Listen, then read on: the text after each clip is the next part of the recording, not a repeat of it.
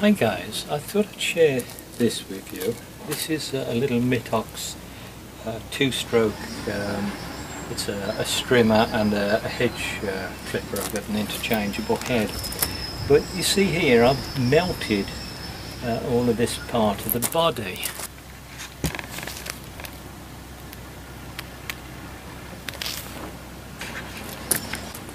So you can see the casing has melted there, and what happened, I was using the machine, and the silencer, or I guess some of you call it the muffler, shook loose. In fact, one of the bolts came out of it, and I got the the ear defenders on and the mask and all the rest, and I just wasn't aware that it had come out.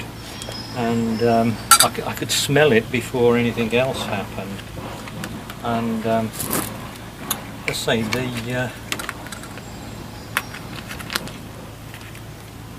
one of the screws actually came out of here, and it's a socket cap screw. So originally it had two black steel socket cap screws like this. As I say, the one had completely disappeared, and I guess is lost somewhere in the garden. So I replaced both of them. Sorry, I replaced one of them with a stainless steel bolt. And I thought, well, I don't want these things dropping out again. So what I did was I did what they do on aircraft engines. I drilled a hole in the head of the bolt, and then I put a wire through it, and then I locked the two bolts together. I thought, well, that's okay, that should put it to bed. And you arrange for the wires to be in such a way that it holds the bolt, so as it wants to unscrew anti-clockwise, it would have to stretch the wire. I'll show you when I put this back in there. But then I used it for a little while, and I noticed it sounded pretty horrible, and one of the bolts had broken.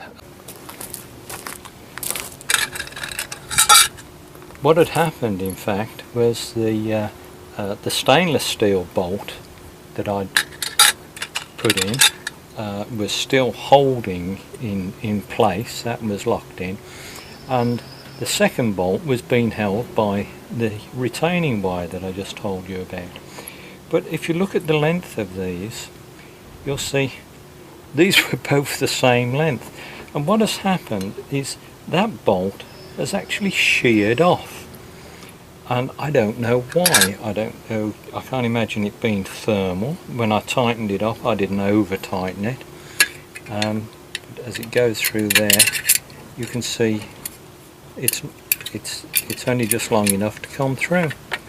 So something very odd has happened. Either the vibration or whatever has just fatigued that. The stainless steel bolt has remained good. So anyway, I'd only got one stainless steel bolt, but I've collected some more stainless steel bolts now, and I'm also replacing the gaskets because the gaskets have blown to pieces.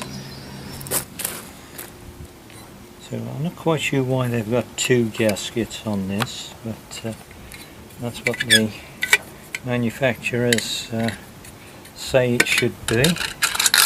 I reckon it's the compressibility of this gasket material that caused the original failure.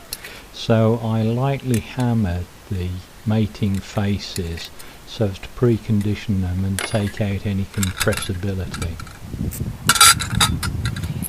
Stainless steel is far superior to steel when it comes to pretty well everything. Mechanically and thermally, it's much better. But I cannot for the life of me understand how that bolt fatigued. The little end that would have been left in the cylinder head had obviously vibrated out. When this thing's running, the vibration is awful. I don't like using it for too long,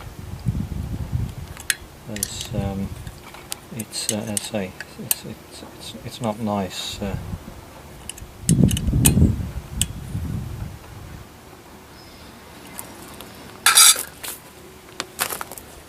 And by the way, what I'm doing is I'm using ferritic stainless steel.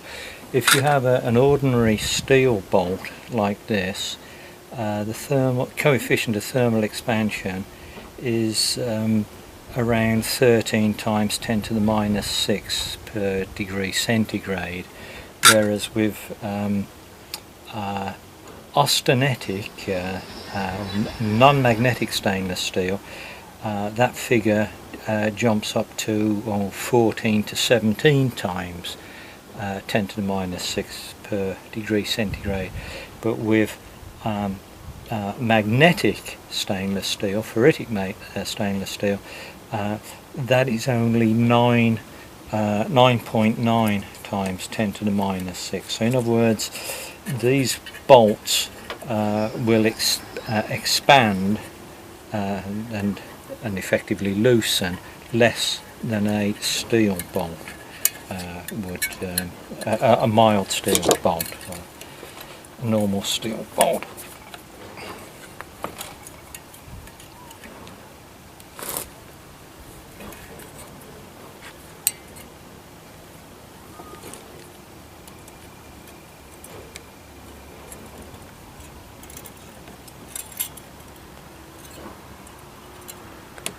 So it's hard to imagine that that's going to come undone again.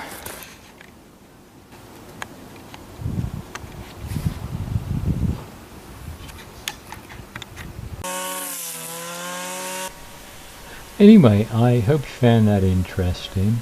What I will do is run the machine a couple of times, and then I think I'll just check those two bolts for tightness.